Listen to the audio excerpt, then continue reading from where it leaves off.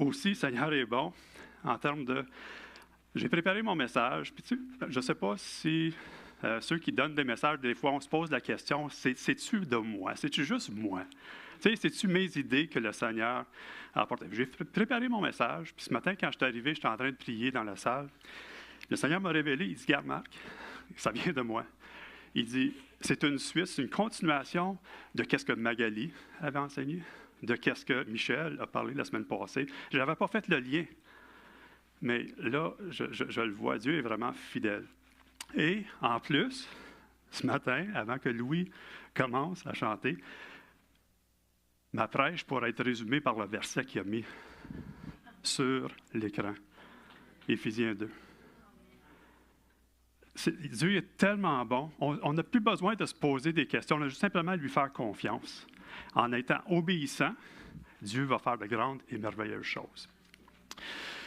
Mon message ce matin,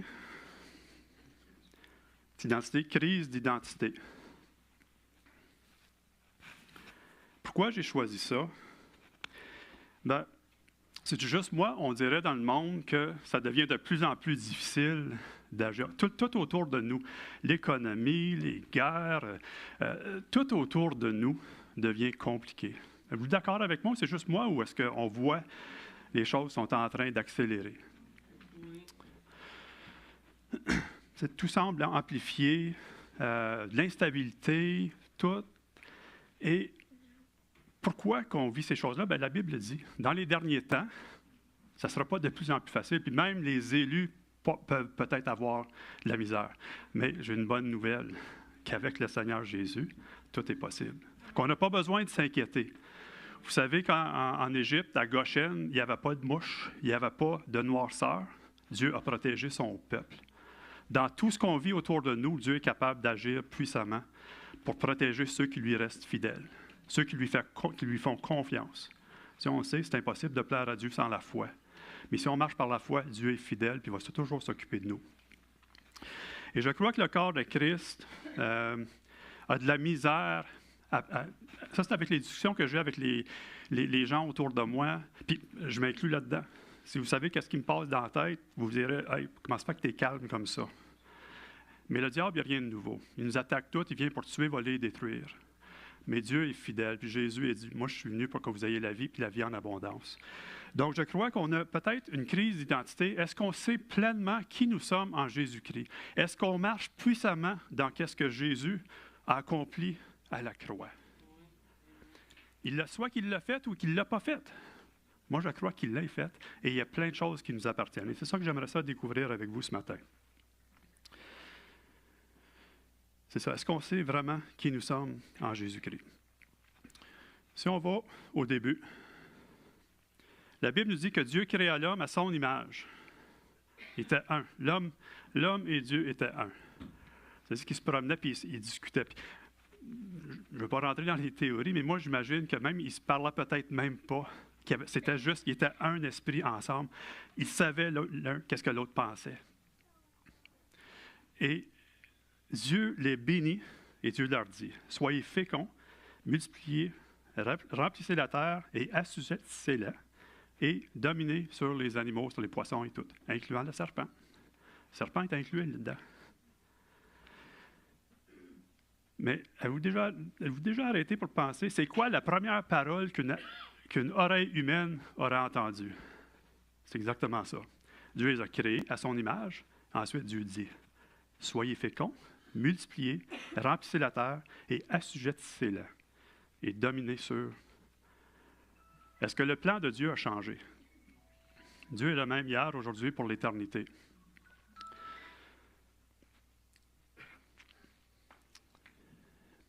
Et l'homme était tellement proche de Dieu, il était tellement vraiment uni avec lui, il ne savait même pas qu'il était nu. Pourquoi? Son focus n'était pas sur lui. Nous, on a tendance à regarder notre nombril, puis Dieu il est en quelque part. Mais l'homme, avant la chute, il ne se posait pas de question qui il était. Il ne se posait pas de question c'était quoi son rôle. C'était clair. Multiplie, prends contrôle de la tâche, je te l'ai donné, je te l'ai remis entre tes mains. Mais son attention était fixée sur Dieu. C'est ça, il ne savait même pas qu'il était nu. On sait ça parce que quand le péché est arrivé, qu'est-ce qu'il a dit? Je me suis caché. Il avait honte. Pourquoi? Il dit, mais parce que je suis nu. Qui t'a dit que tu étais nu? C'est parce qu'il a été spirituellement séparé de Dieu. Ça, on va y arriver. L'Éternel Dieu façonna l'homme de la poussière de la terre. Il souffla dans ses narines un souffle de vie, et l'homme devient un être vivant, comme Dieu. Il recréa son image. Ça nous appartient, ça. Et ensuite, on a notre perte d'identité. Prochaine, s'il vous plaît. Le serpent était plus rusé de tous les animaux des champs que l'Éternel Dieu avait fait. Il dit à la femme, « Dieu a-t-il réellement dit? » Qu'est-ce qu'il a fait, le diable? Le doute. Puis, il est ratoureux. Il n'est pas allé voir Adam et dire, « Hey, c'est-tu vrai que Dieu a dit ça? » Il est allé voir la femme qui est venue après qu'Adam avait reçu cette parole-là. Fait que peut-être mon mari me garde quelque chose. C'est peut-être pas ça qu'il a dit à mon mari. Fait que le diable, il est ratoureux. Le doute. Ensuite, on continue. Alors le serpent dit à la femme, « Vous ne mourrez point, mais Dieu sait que le jour où vous en mangerez, vos yeux s'ouvriront et que vous serez comme des dieux, connaissant le bien et le mal. » Premièrement, c'était le doute. Ensuite, le mensonge carrément. C'est pas vrai ce que Dieu a dit. Est-ce qu'on vit des choses aujourd'hui, peut-être dans nos corps? C'est pas vrai que tu vas guérir, Marc. C'est pas vrai. Regarde, ça fait combien de temps que tu as ça? Est-ce que je vais écouter ces mensonges-là? Ou est-ce que, qu'est-ce qui est écrit dans 2 Pierre 24? Par les blessures de Jésus, nous avons été guéris, donc nous sommes guéris. Est-ce que je me vois comme le guéri qui refuse la maladie ou le malade qui cherche la guérison? Pas pareil. Je suis le guéri. Peu importe ce que mon corps me dit, ce que mes pensées me disent, Dieu a dit. Donc, le diable, on voit qu'il utilise les mensonges. Puis il a même convaincu Adam que la connaissance du bien et de mal est encore plus important ou c'est plus le fun d'avoir que l'autorité qu'il lui avait confiée. Comment qu'on voit le diable est ratoureux? Il essaie de nous voler ce que Dieu nous donne en échange pour quelque chose qui peut peut-être paraître bien, mais qu'il sait que ça n'a aucune valeur. Puis le diable n'a pas changé, c'est le même, il est le même. Aujourd'hui, il ne change pas. Il n'y a rien de nouveau. Il n'y a rien de nouveau. On va au prochain. Les conséquences de la chute. Premièrement, Dieu a dit, si tu manges de cette pomme, tu vas sûrement mourir. Mais on sait que ce n'est pas la mort naturelle. Ils ont vécu jusqu'à 900 quelques années. C'était la mort spirituelle. Séparés de la vie. Dans Romains 6, 23, on voit le salaire du péché, c'est quoi? C'est la mort. Mais le don gratuit, c'est la vie éternelle en Jésus-Christ. La mort spirituelle a apporté la mort naturelle. Parce que quand notre esprit meurt, bien, éventuellement, il y a une conséquence dans ce sac de terre que je suis. Il y a des conséquences. Ça, on va le voir, qu'est-ce qui se passe. Aussi, on est soumis à la volonté de Satan. Puis on le regarde dans 2 Timothée. Et que revenus à leur bon sens, ils se dégageront des pièges du diable qui s'est emparé d'eux pour les soumettre à sa volonté. Tous ceux qui ne sont pas en Jésus-Christ, comme je l'étais il y a 22 ans, j'étais sous l'emprise du diable qui me gardait en esclavage. Et tout le monde qui n'a pas Jésus comme Seigneur et Sauveur est sous l'esclavage encore. Ça ne nous appartient pas, Dieu il a fait le chemin, mais c'est ça la vérité. Mais est-ce que Dieu était pogné au dépourvu? Non. Le plan de Dieu ne change pas. En fait, tout de suite après, Dieu a dit au serpent, « Je mettrai inimitié entre toi et la femme, entre ta postérité et sa postérité.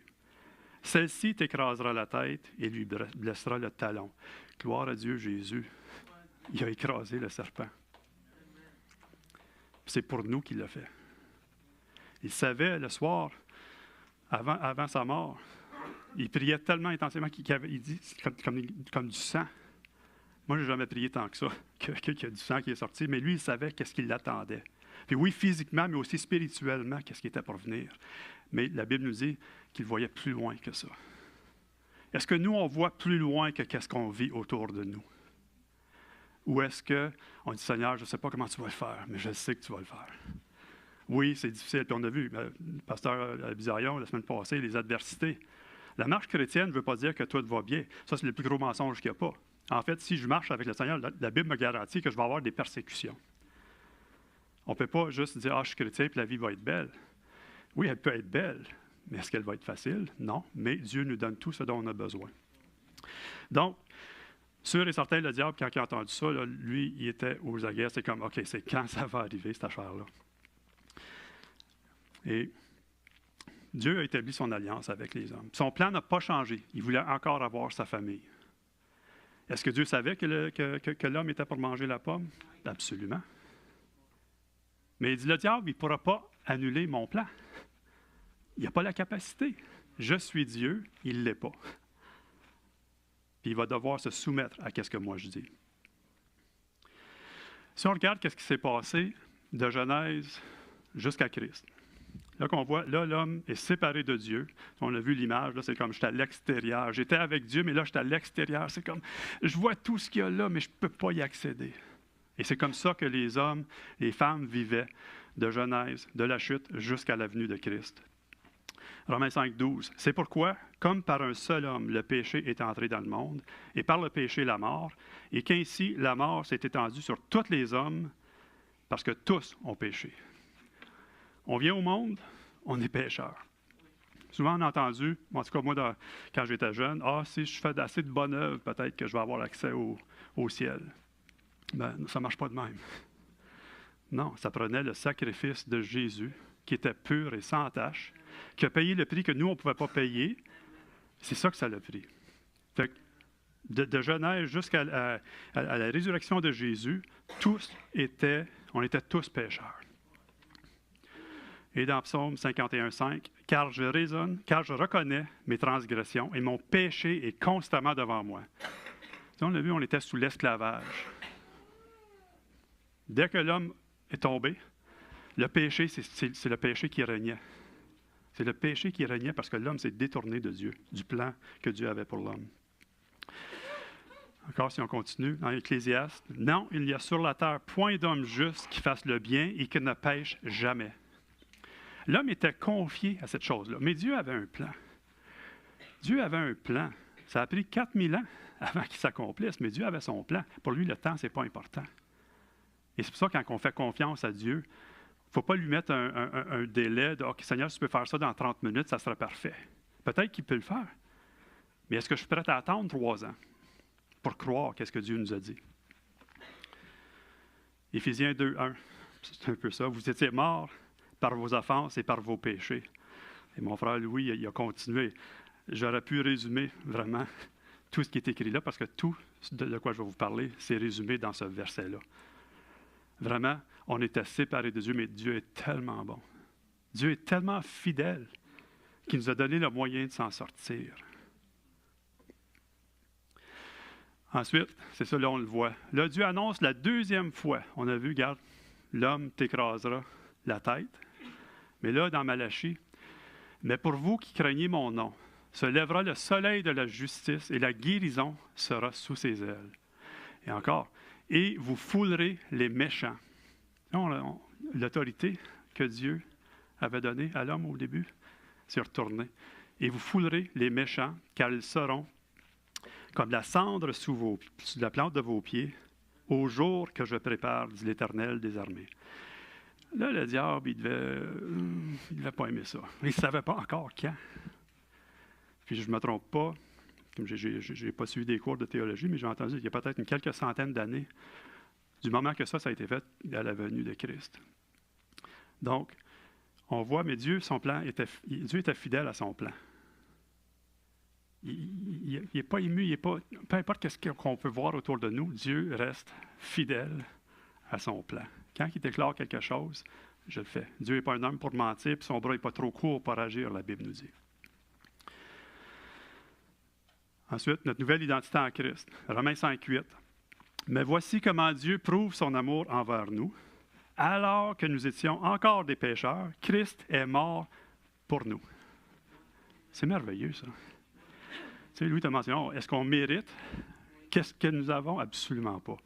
Moi, si Dieu me regardait sur les choses que j'ai faites, si j'étais Dieu, Oui, mais ça sera lancé dans une poubelle. Mais Dieu, non. Dieu est amour, Dieu est grâce, Dieu est miséricorde. Puis, il est patient. Mais c'est un Dieu d'amour. C'est un Dieu juste aussi. On ne peut pas juste dire Dieu est amour, puis je peux faire ce que je veux. Non, il nous demande d'être juste, comme lui est juste. Il nous demande d'être saint, comme lui est saint. 2 Corinthiens 5, 17. On le connaît tous. Si quelqu'un est en Christ, il est une nouvelle créature. Les choses anciennes sont passées et toutes choses sont devenues nouvelles. Est-ce qu'on a cette révélation que nous sommes une nouvelle créature? Puis on va voir. Des fois, en tout cas, moi, au début, j'avais de la misère. Je dis, Seigneur, non, est-ce que tu me connais vraiment? Mais on va voir que moi, qui je suis ou qui vous êtes, il y a plusieurs composantes. Et c'est là, je pense, que le diable utilise, c'est les choses que le diable utilise pour essayer de nous garder en esclavage. Mais le Seigneur m'a demandé de mettre la lumière sur ces choses, et c'est ça qu'on va faire. On va vous donner des outils. Le Seigneur voulait vous donner des outils pour vous permettre de marcher dans les voies que lui a tracées pour vous, dans son plan parfait pour tous et chacun. Vous êtes d'accord avec moi? Amen. Encore, nouvelle identité, Hébreux 2,14. Puisque ces enfants ont en commun la condition humaine, lui-même, Jésus, l'a aussi partagé de façon similaire. Ainsi, par sa mort, il a pu rendre impuissant celui qui exerçait le pouvoir de la mort, c'est-à-dire le diable. Encore, frères et sœurs, c'est soit vrai ou c'est pas vrai, ça. Soit que Jésus a vraiment vaincu celui qui nous gardait en esclavage, ou c'était peut-être juste une belle parole, mais ça ne s'applique pas à moi. Moi, dans ma Bible, il n'y a pas de parenthèse à moins que. C'est clair et précis. Il nous a vraiment libérés, rendre impuissant celui qui exerçait le pouvoir dans ma vie. Et comme Magali avait dit il y a quelques semaines, la transformation qu'elle vivait, ce n'était pas par ses propres forces. C'était comment? C'était par le Saint-Esprit. Tout ce que je vous parle, je ne te parle pas de force naturelle. Je vous parle de force spirituelle qui vient comme enfant de Dieu, récréé à l'image de Dieu, qui connaît sa place, qui connaît son identité en Christ, et capable de marcher puissamment pour écraser les serpents, les scorpions et sur toute la puissance de l'ennemi. Ça, c'est la vérité.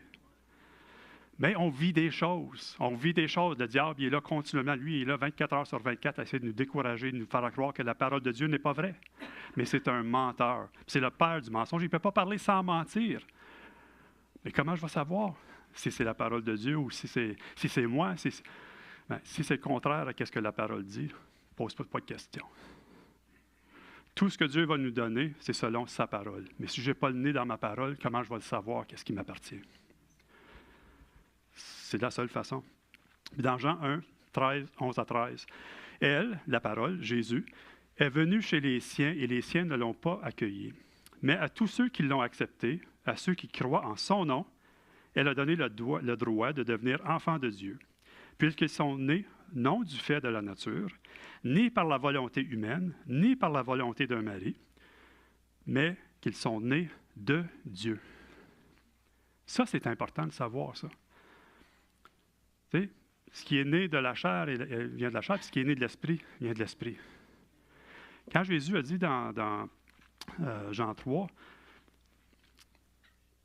c'était-tu dans Jean 3? En tout cas, quand Nicodème est venu le voir, il c'est impossible pour l'homme d'entrer dans le royaume de Dieu sans être né de nouveau. On parle de la nouvelle naissance de l'homme recréé à l'image de Dieu.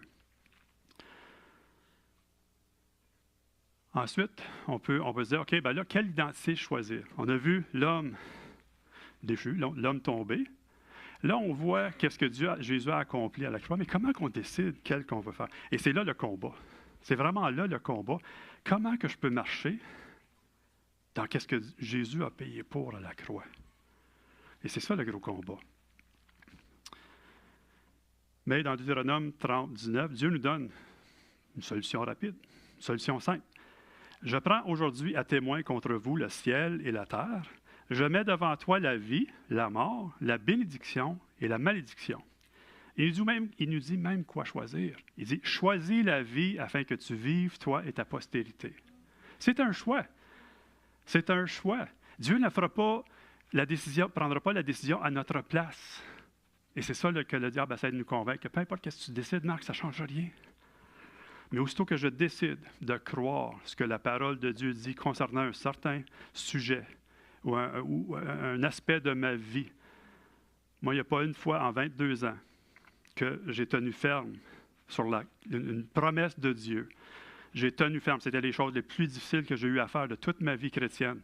Mais il n'y a pas une fois que je n'ai pas reçu ce que la parole disait. Est-ce que c'était facile? Non, c'était les choses les plus difficiles. Est-ce que ça a valu la peine? Oui. Pourquoi? Parce que mon Dieu a été glorifié. Oui, j'ai même reçu ce que j'ai dit, mais Dieu a été glorifié. Puis je n'ai pas eu peur de le dire. Sur ça, ce matin, je voulais parler de ce que Dieu a fait. Amen. Amen. Soyez tous comme Jérémie. Amen. Gloire à Dieu. Ouais. Puis Josué, on a parlé de la parole tantôt, mais c'est le bon. Ouais. Mais si vous ne trouvez pas bon de... Ah, c'est ça. On a un choix. Jérémie, lui, dans 24-15, Josué. Mais si vous trouvez bon, désolé, mais si vous trouvez pas bon de servir l'Éternel, choisissez aujourd'hui qui vous voulez servir. Soit les dieux que vos ancêtres servaient de l'autre côté de l'Euphrate, soit les dieux des Amoriens dans le pays desquels vous habitez. Il y a un choix à prendre. Mais Josué il a dit, quant à ma famille et moi, nous servirons l'Éternel. Est-ce qu'on prend cette décision de servir l'Éternel? Ou est-ce qu'on est concentré sur notre nombril, toutes les difficultés qu'on est en train de vivre, les douleurs qu'on peut avoir, les problèmes financiers, les problèmes de tout ce qui nous entoure? Ou est-ce qu'on dit, Seigneur, Dieu est sur son trône. Puis ça, c'est une prêche que Louis, je me souviens, l'année passée, il avait apporté. Peu importe qu'est-ce que je passe à travers, peu importe les difficultés que je peux vivre, Dieu, il n'est pas assis sur son trône. Il dit, non, regarde ce qui arrive à Marc Jésus, qu'est-ce qu'on va faire avec ça? Il y a la solution. Mais est-ce que je crois qu'il a la solution? Et est-ce que je déclare, dans la face de l'ennemi, moi et ma famille, nous servirons l'Éternel? Est-ce que je le crois, ça? Pas seulement je le crois, mais est-ce que je le déclare? Est-ce que je le vis? Est-ce que je suis un bon témoignage de ce que la parole de Dieu dit? Ou, puis je dois me lever la main, il y en a des niaiseries qui sortent de ma bouche. J'ai envie des difficultés, puis des fois, je pars, puis je vais déblatérer toutes sortes de, excusez le terme, des cochonneries, mais aussitôt que je dis, Seigneur, wow, qu'est-ce que je fais là? C'est contraire à ta parole. Je te demande pardon, Seigneur. Mais voici ce que je crois. Je suis en train de vibrer physiquement. C'est tellement difficile, mais je déclare, Seigneur, ta parole dit ça. Et c'est ça que je crois, c'est ça que je déclare. Je te retourne ta parole et je crois qu'elle ne te retournera jamais sans avoir accompli l'œuvre pour laquelle tu t'avais envoyé. Frères et sœurs, il faut s'appuyer sur ce que Dieu dit, parce que c'est la vérité. Et l'ennemi n'est pas capable de changer la vérité. Il n'a pas la capacité de le faire. C'est impossible. Et je vous lance le défi. Si vous voulez quelque chose dans votre vie, déclarez, allez trouver ce que Dieu dit concernant cette situation-là. Et pour la prochaine semaine, s'il faut déclarer, ce n'est pas une question de juste, je vais dire quelque chose, mais prenez de l'intimité avec le Seigneur et voyez comment ce verset-là peut s'appliquer à votre vie. Puis, Seigneur, je le crois. Et je tiens ferme. Puis on va voir la semaine prochaine les témoignages qu'il va avoir. Je le crois, je l'ai vécu. Puis Dieu, il ne fait pas de favoritisme. Ce n'est pas parce que c'est moi, ce n'est pas parce que c'est Jonathan, ce n'est pas parce que c'est Gilles ou à Samoa. Non. C'est parce que celui qui croit. Quiconque croit. C'est pas compliqué. C'est pas facile, mais c'est pas compliqué. Et là, on va rentrer dans le combat pour notre identité. On voit les deux natures du croyant. Il y a le nouvel homme, il y a l'ancien homme, le vieil homme. Et c'est là que le combat se passe.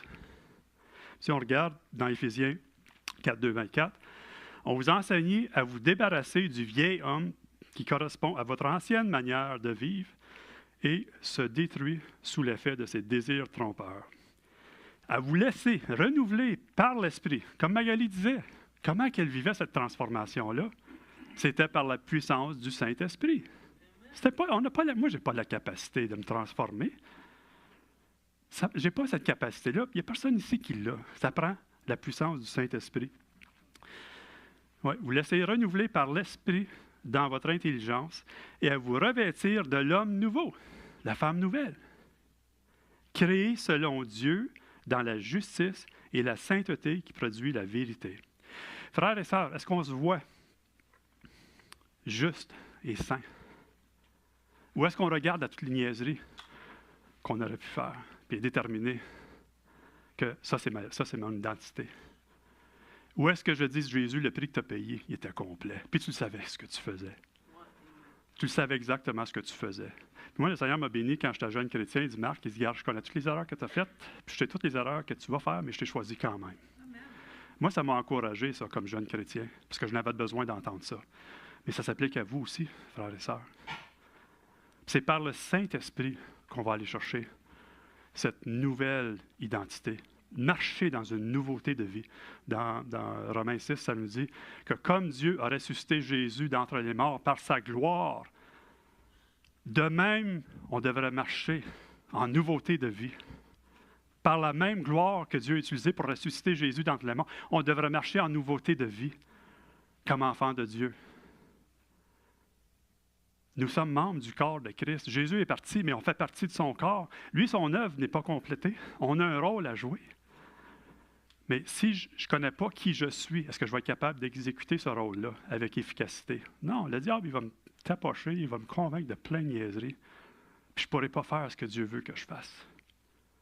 Mais plus puissant est celui qui vit en nous que celui qui est dans le monde, qui essaie de nous enfiroiper.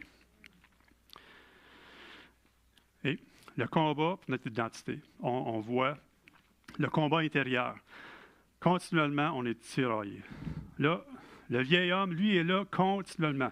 Toutes les erreurs que j'ai faites, toutes les niaiseries que j'ai faites, tout ce qui ne va pas, tout ce qui garde, Dieu t'aime pas, tu n'es pas capable.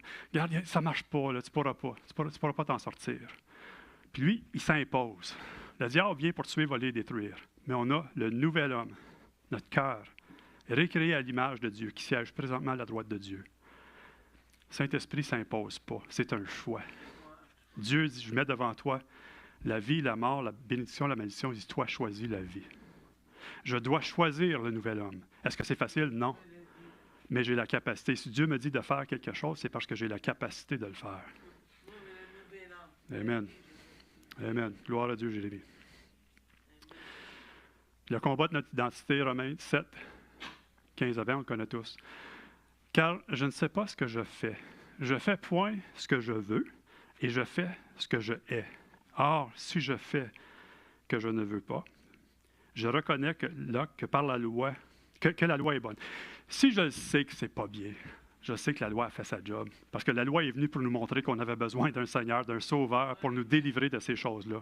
Fait que si je sais que je suis en train de faire quelque chose, ayez courage, soyez heureux, mes frères et sœurs, parce que ça démontre que le Saint-Esprit est à l'œuvre. Si moi, je vais faire ça, c'est pas grave. Là. Ah, t'inquiète de rien, j'ai perdu le bateau. J'ai perdu le combat. Mais à cause que je le sais que c'est pas bien, ça veut dire que la parole est bonne, parce que c'est la parole qui nous montre que nous sommes pécheurs, puis qu'on a une certaine limitation. Ça, c'est Paul qui parle. Et maintenant, ce n'est plus moi qui le fais, mais c'est le péché qui habite en moi. Ah, ce qui est bon, je le sais, n'habite pas en moi, c'est-à-dire dans ma chair. Grosse différence. Moi, en tout cas, moi, comme jeune chrétien, moi, j'associais ma chair à mon identité. Mais ma chair, là, c'est la partie la plus faible de mon être. Mon esprit est récréé à l'image de Dieu, qui siège présentement à sa droite en Jésus-Christ, est pur, sans tache, qui peut exercer de l'autorité, mais ma chair, elle peut faire plein de simagrées, elle peut faire plein de choses. Ce n'est pas elle qui mène. Mais est-ce que le diable va être capable de manipuler? C'est ça. Il faut que je prenne l'autorité que Jésus m'a confiée. Il faut que je connaisse qui je suis premièrement pour être capable de prendre l'autorité. Amen.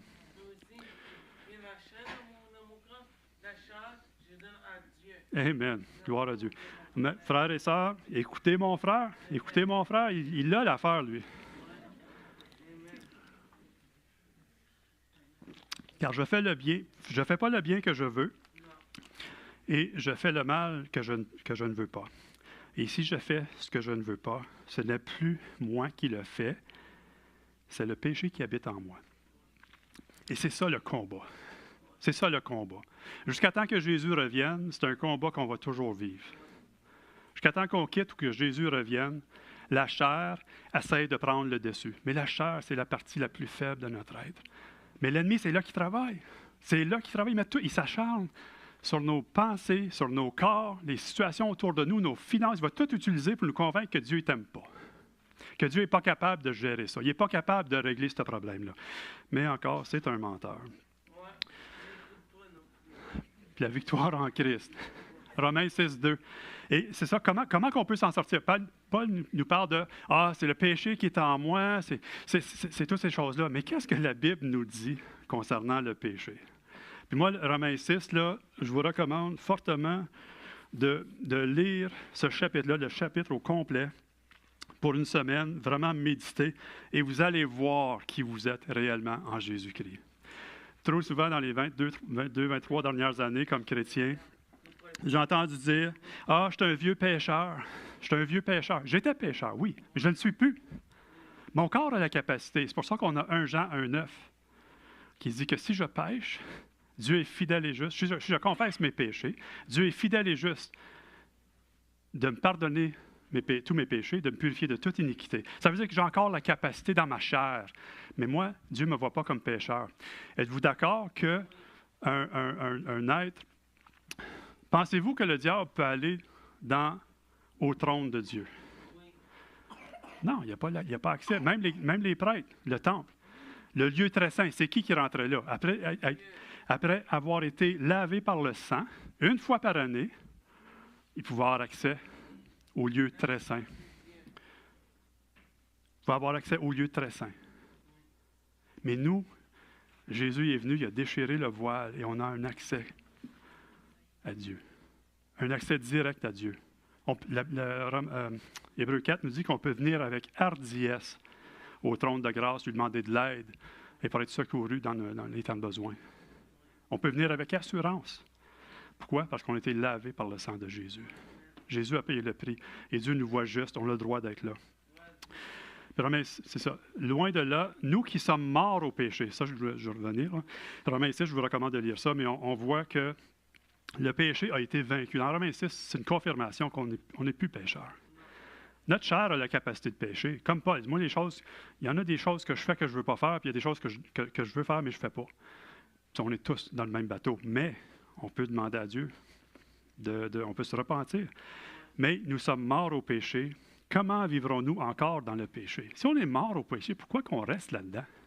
Peut-être parce que je ne le sais pas, ou je n'ai pas la révélation. Romains 6, 6. Sachant que notre vieil homme a été crucifié avec lui, avec Jésus, afin que le corps du péché soit réduit à l'impuissance. Frères et sœurs, le péché, si on pouvait voir, ça le diable sait ça. Puis qu'est-ce qu'il fait? Il essaie de nous faire croire que c'est pas vrai. Mais c'est un menteur. Dieu nous dit, c'est comme, y a-t-il une différence entre Dieu qui dit, si tu manges de l'arbre, tu vas mourir, puis dire, le corps du péché soit réduit à l'impuissance. C'est Dieu qui le dit, c'est le Saint-Esprit qui le dit.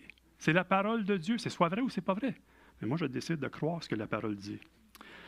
Pour que nous ne soyons plus esclaves du péché, car celui qui est mort est libéré du péché. Ça dit, on est mort avec Jésus. On est mort avec Jésus à la croix.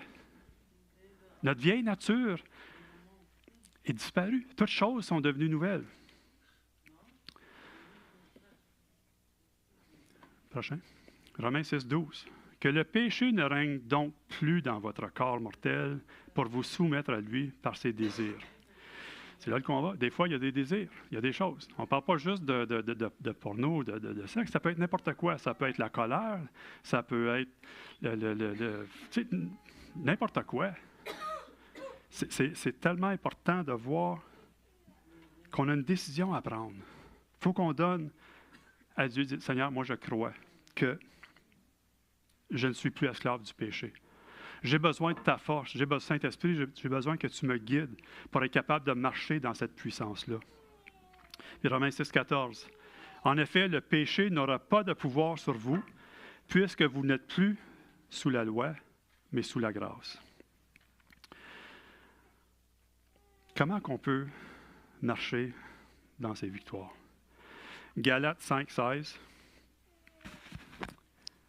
Voici donc ce que je dis. Marchez par l'Esprit et vous n'accomplirez pas les désirs de votre nature propre ou de la chair. Dieu nous donne la réponse à tout. Est-ce que c'est facile? Non. Mais c'est disponible. Ensuite, dans 2 Corinthiens 5, 6 et 7, nous sommes donc toujours pleins de confiance et nous savons que tant que nous habitons dans le corps, nous sommes loin de notre patrie, loin du Seigneur. Car nous marchons par la foi et non la vue. Comment qu'on peut marcher par l'Esprit? Par la foi. Dans la face de l'ennemi. J'ai un diagnostic. Le médecin m'a dit ça. Qu'est-ce que Dieu dit? Et qu'est-ce que je crois? Qu'est-ce que je déclare? Qu'est-ce que je déclare? C'est pas vrai que tu vas guérir. Oh, regarde, c'est grave, ça, stage 4, whatever, peu importe. Peu importe. Le diable vient pour tuer, voler, détruire. Mais Jésus est venu pour qu'on ait la vie, puis la vie en abondance. Et on le sait, comme j'ai mentionné, c'est impossible de plaire à Dieu sans la foi. Puis la foi, c'est quoi? C'est de croire que qu'est-ce que Dieu dit, c'est vrai. À l'encontre de tout ce que je vis, de tout ce que j'entends, de tout ce que je ressens, tout ce que je vois, ça, c'est la foi. Seigneur, moi, je te fais confiance. Je ne le comprends pas. Je ne le comprends vraiment pas. C'est complètement contraire à ce que je suis en train de vivre, complètement contraire à tout ce que tu dis dans ta parole. Mais Seigneur, je le crois. Puis j'ai besoin de ton aide pour me permettre de marcher dans cette direction-là. C'est ça. Le combat est là. C'est pas facile d'être chrétien. C'est simple. Dieu n'est pas un Dieu de confusion. Mais tout est là. Et c'est par la foi qu'on doit atteindre. Comment qu'on a reçu notre salut? C'est par mes œuvres? Non, la Bible est claire. C'est par la foi, par la grâce de Dieu. Comment je vais recevoir ma guérison? Par la foi, par la grâce de Dieu. Comment je vais recevoir les bénédictions financières ou un nouvel emploi ou un conjoint, une conjointe? C'est par la foi. Est-ce que Dieu, tu veux vraiment que ça m'appartienne? Est-ce que ta parole dit que ça m'appartient? Oui, bien j'ai le droit de le réclamer. Parce que Dieu le dit. Il ne faut pas que j'invente des choses, là. Ce n'est pas dans la parole. Je ne peux pas demander à Dieu, il n'y a pas de la foi. Parce que la foi vient par l'écoute de quoi? L'écoute de la parole. Ce n'est pas quelque chose que j'invente. Ah, j'ai la foi. Combien de fois? Allez dans la société, là, demandez, est-ce que es-tu croyant? Ah oui. Mais tu crois en quoi? Ben, je suis croyant. J'ai la foi. En quoi? Ben, la vie. Mais ça ne marche pas. Il faut que tu aies la foi en qu'est-ce que Dieu dit. Parce que Dieu est vérité, Dieu est la parole, et si je ne m'appuie pas, si je ne prends pas qu'est-ce que la parole dit, je vais manquer le bateau. La foi vient par l'écoute, et l'écoute de la parole de Dieu. C'est la seule façon que ça vient. Si je n'ai pas lu ma parole, si je n'ai pas passé du temps dans la parole, je m'appuie sur quoi? Jésus va me demander, t'as foi en quoi? Ben, j'ai foi en toi. Oui. Mais tu penses que je suis capable de faire quoi? Il ne faut pas laisser ça au hasard, parce que l'ennemi va remplir, il va dire, OK, quand je vais te le dire. Puis il va nous convaincre, ah oui, c'est beau, continue de même. Parce qu'il sait qu'il n'y a pas de puissance.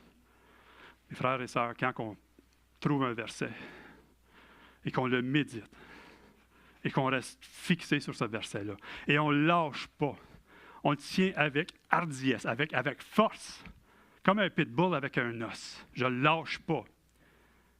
Moi, le Dieu que je connais, frères et sœurs, c'est qu'il va répondre à cette parole qu'il a déclarée. Regardez dans la Bible, tous ceux qui ont été... Ils ont tous passé à travers des choses difficiles. On parle de David qui a été pourchassé par Saül, le roi. Il voulait le tuer. Daniel, qui l'ont lancé dans un puits, mais Dieu avait montré quelque chose, ils l'ont cru, puis ils ont vécu tout ce que Dieu avait promis. Josué, Dieu nous a promis cette terre-là, on va y aller. Caleb, à 85 ans. Moi, je suis plus fort aujourd'hui que je l'étais à 45 ans. Non seulement j'ai la force d'y aller, mais de revenir avec le butin. Est-ce qu'on se dit ces choses-là, Père, ou est-ce que, c'est pas facile? Non, frères et sœurs, nous sommes enfants de Dieu. On a notre identité en Christ. C'est pas dans le vieil homme. Ça, cette partie-là est morte. Et là, il faut traiter de cette affaire-là. mais on a la capacité de le traiter, parce que plus puissant est celui qui est en nous que celui qui est dans le monde. Et encore, Romains 12, 1, 2, on parlait de la parole. Je vous encourage donc, frères et sœurs, par les compassions de Dieu, à offrir votre corps. Il n'a pas dit offrir votre esprit, offrir votre cœur. Non, votre corps, la partie la plus faible, comme un sacrifice vivant, saint, agréable à Dieu. Ce sera de votre part un culte raisonnable. Ne vous conformez pas au monde actuel. Ça, c'est pas facile. Ça, c'est pas facile. On vit dans ce monde. Et comme je l'ai dit, là, on dirait que le hamster il tourne pas mal plus vite aujourd'hui. Puis je pense qu'il s'en va en accélérant. Mais c'est pas grave. Jésus, il siège quand même à la droite de Dieu. Oui, soyez transformés par le renouvellement de l'intelligence, selon ce que Dieu dit, afin de discerner quelle est la volonté de Dieu, ce qui est bon, agréable et parfait. Ce qui n'est pas bon, ce qui n'est pas agréable, ce qui n'est pas parfait, ça ne vient pas de Dieu. Posez-vous pas de questions. Ah, peut-être que Dieu veut me montrer quelque chose. Non! Dieu veut te montrer, oui, il veut vous montrer qu'est-ce qui vous appartient. Ça, c'est la volonté de Dieu. Ce n'est pas de questionner. Dieu, ce n'est pas un Dieu de confusion. Il n'a pas donné un esprit de peur, mais de force, d'amour et de sagesse, de maîtrise de soi. Ça, c'est la vérité. Est-ce que je le déclare, ça, même dans mes situations difficiles? Mais frères et sœurs, c'est ça que nous devons faire. Tu sais, Jésus, quand il dit, quand je vais revenir, est-ce que je vais trouver la foi? Ou est-ce qu'on va trouver plein de gens confortables, qui sont tout croches, qui ont plein de misère partout, puis ils ne savent pas qui ils sont en Christ? Moi, je crois que le message que le Seigneur m'a donné, ce n'est pas un message de découragement, c'est un message d'encouragement. Ce qui nous appartient, qui nous sommes, ce que l'ennemi essaie de nous voler, pour nous permettre de marcher puissamment selon le plan que Dieu avait de nous, même avant la fondation du monde. Frères et sœurs, c'est Dieu qui nous a tous tissés dans le sein de notre mère, avec une chose spécifique, un rôle à accomplir. Même avant la fondation du monde, il voyait toutes nos pièces. Pensez-vous que Dieu, là, tout d'un coup, c'est comme là, il peut intéresser à nous? Non! Même avant la fondation du monde, on était précieux à ses yeux. Mais est-ce que j'ai cette révélation-là, que je suis précieux, que vous êtes précieux aux yeux de Dieu? Parce que si je n'ai pas ça, le diable, il va gagner. Je dois prendre position. Je dois être intime avec le Seigneur. Seigneur, révèle-moi qui je suis en Jésus-Christ, que je sois capable de marcher et que les gens soient capables de te voir à travers moi. Pas moi, mais toi qui es en moi. Comme ce matin, quand j'ai prié pour Jérémie, c'est le Seigneur qui le faisait, ce n'est pas moi. Moi, j'ai été obéissant. Dieu m'a mis à cœur. Puis, regarde, j'ai vu ça, mais je suis obéissant. Mais on voit Dieu agir. C'est le même Dieu. C'est le même Dieu, il est puissant, puis il nous aime. Et encore, Josué 1, 8 et 9. Que ce livre de la loi ne s'éloigne pas de toi. Encore, on parlait de la parole. Josué, il connaissait ça, lui. Médite-le jour et nuit pour agir avec fidélité, conformément à tout ce qui est écrit.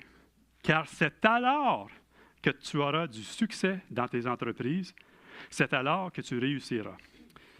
Frères et sœurs, je ne sais pas s'il y a des choses dans votre vie que vous n'avez pas l'impression que vous avez le succès ou que les choses réussissent, mais moi, il faut que je me lève la main. Je dois être honnête et de me lever la main. Il y a des choses dans ma vie que je me dis, non, Seigneur, ça ne marche pas. Là. Mais ce n'est pas grave.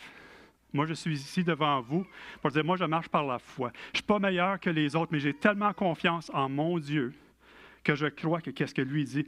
Et si je passe du temps dans sa parole, si je passe, Seigneur, montre-moi ce que j'ai besoin de savoir, je sais que la victoire est là. Je ne me questionne pas. Est-ce que j'ai du doute? Est-ce que j'ai du questionnement? Oui, c'est la nature humaine. Mais plus important que ça, si je ne suis pas calé, si je ne médite pas la parole jour et nuit, c'est impossible d'avoir le succès que mes projets réussissent. C'est impossible. Essayez pas d'autres choses. Puis Gilles, toi, tu es un peu comme moi. On a-tu fait des choses sur notre propre force? Le fruit de ça, c'était-tu bon? On n'ira pas là. Mais quand je médite sur la vérité de la parole de Dieu, dans un sujet, dans ma vie spécifique, et que Dieu me révèle des choses, puis il me demande de faire certaines choses, si je les fais, c'est impossible que ça ne fasse pas ce que Dieu a dit. Ça, c'est mon vécu. Ça, c'est le Dieu que moi, je connais. Mais c'est un Dieu fidèle. C'est un Dieu qui fait déborder notre coupe. Il ne l'amène pas jusqu'au rebord. Tu sais, il est là, moi j'ai une vision. « Hey Seigneur, ma coupe elle déborde. » Je sais, je suis le même. Je suis comme ça, c'est ma nature. Et Ne t'ai-je pas ordonné? Ça c'est fort. Fortifie-toi et prends courage. Ne sois pas effrayé ni épouvanté, car l'Éternel, ton Dieu, est avec toi où que tu ailles. Est-ce qu'il y a une place qu'on peut aller au travail, en vacances, à l'hôpital, à la banque, n'importe où, que Dieu n'est pas avec nous? Non. Jésus l'a dit. Je suis avec vous jusqu'à la fin des temps, puis pour l'éternité. Mais est-ce que j'ai cette révélation-là que Dieu vit en moi? Jésus, quand il a prié en Jean 17, « Seigneur, je prie, merci pour ceux que tu m'as donnés, et je prie aussi pour ceux qui vont croire en toi, par la parole de ceux que tu m'as donnés. Mais Père, je prie qu'ils sachent que comme moi puis toi, nous sommes un, que toi et moi, on va vivre en eux et qu'eux aussi sont un en nous. Et qu'ils sachent que l'amour avec lequel tu m'as aimé, tu les aimes de la même façon. » Frères et sœurs, la Bible nous dit que Dieu nous aime autant qu'il aime Jésus. Ça, notre petite tête a de la misère avec ça. Mais notre esprit récréé à l'image de Dieu peut simplement dire « Yes, merci Seigneur. » Comme Louis disait, je ne le mérite aucunement. Mais Seigneur, tu l'as fait parce que tu es bon, parce que tu avais un plan pour nous dès le début. Puis ton plan n'a pas changé. Amen. Donc, frères et sœurs, pour terminer, comment qu'on se voit? Est-ce qu'on se voit vraiment comme l'image? C'est comme j'étais à l'extérieur. Seigneur, c'est pas drôle, c'est pas facile. C'est pas facile, j'étais à l'extérieur, je ne peux plus accéder. J'ai de la difficulté, Seigneur. Il y a un blocage. Ou est-ce que je me vois comme un enfant de Dieu? Lavé, purifié, sanctifié par le sang de Jésus, par le sacrifice de notre Seigneur et notre Sauveur. Dans Deutéronome 28, il est écrit, « Est-ce que je me vois la tête et non la queue? Est-ce que je me vois dominant et non dominé? Est-ce que je me vois prêter à plusieurs nations et d'emprunter d'aucune? Est-ce que je me vois comme vainqueur du monde par ma foi? » 1 Jean 5, je crois. Et dans 1 Jean aussi, c'est écrit, « Tel il est, tel nous sommes dans ce monde. » Ça, il y a beaucoup de chrétiens qui ont de la misère avec ça. Mais on parle de notre esprit né de nouveau, cette nouvelle identité en Christ. C'est de ça qu'on parle. C'est vraiment, est-ce qu'on reconnaît notre identité en Christ? Est-ce qu'on marche pleinement dans cette identité? Et c'est ça le message que le Seigneur m'a mis à cœur. Et j'espère que ça peut vous faire réfléchir un petit peu. Que le Seigneur vraiment travaille vos cœurs pour dire, tu sais, vous êtes mes enfants, je vous aime. Je vous aime, puis j'ai des plans de bonheur, j'ai un futur, j'ai un espoir. Je connais les pensées que j'ai envers vous. Des plans pour votre futur. Le Seigneur est vraiment bon. Il n'est pas là pour nous écraser. Il n'est pas là. Non, c'est le diable qui vient pour tuer, voler, détruire. Mes frères et sœurs, passez du temps avec le Seigneur et demandez-le. Seigneur, montre-moi qui je suis réellement en Jésus-Christ pour que les autres soient capables de te voir à travers moi. Mais si on fait ça, on va voir Dieu agir dans nos vies aussi. Mais si je suis concentré sur mes problèmes, je médite sur l'ancien homme, le vieil homme, qui est impuissant, qui se fait tapocher par le diable. Mais si je concentre sur cette nouvelle créature, qui est recréée à l'image de Dieu, qui est puissant, qui est juste, qui est saint, ben là, je vais être capable de prendre le contrôle sur ma chair, puis ma chair va prendre sa place. Comme j'ai mentionné, jusqu'au retour de Jésus, il va falloir que je deal avec ma chair, puis avec mes pensées. Mais la Bible nous dit dans Romains 12, « Soyez transformés par le renouvellement de votre intelligence, selon ce que Dieu dit. » Pas ce que l'on vous vivez, ce que vous avez appris, ce que selon Dieu dit. Puis moi, je ne veux pas apporter de théorie, je ne veux pas apporter, moi, c'est simplement la parole de Dieu. Moi, je crois qu'est-ce que Dieu dit, et je voulais simplement vous la présenter.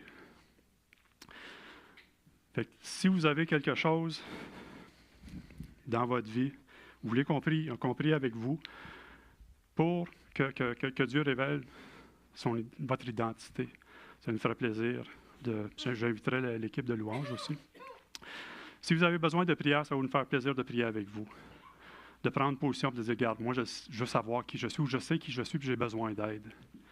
Donc, si vous avez, si vous voulez vous avancer, ça va vous faire plaisir vraiment de prier avec vous et de voir qu'est-ce que Dieu en réserve pour vous.